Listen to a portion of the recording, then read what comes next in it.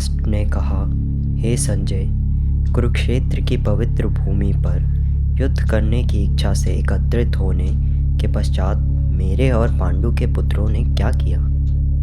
राजा धृतराष्ट्र जन्म से नेत्रहीन होने के अतिरिक्त आध्यात्मिक ज्ञान से भी वंचित था।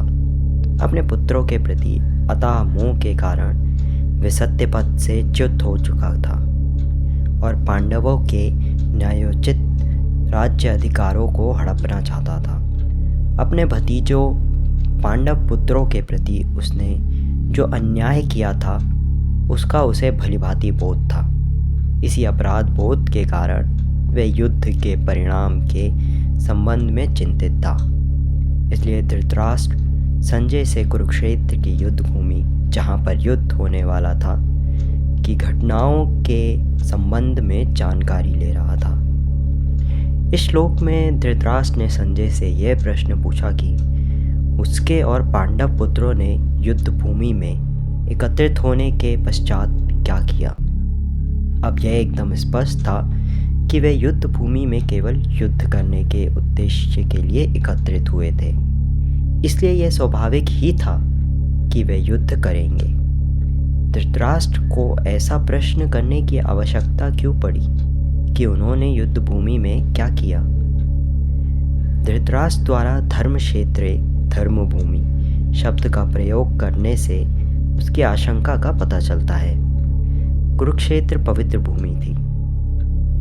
शतपथ ब्राह्मण में इसका वर्णन कुरुक्षेत्र देव यज्ञम के रूप में किया गया है, अर्थात कुरुक्षेत्र स्वर्ग की देवताओं की तपोभूमि है। इसलिए इस भूमि पर धर्म फलीभूत होता है।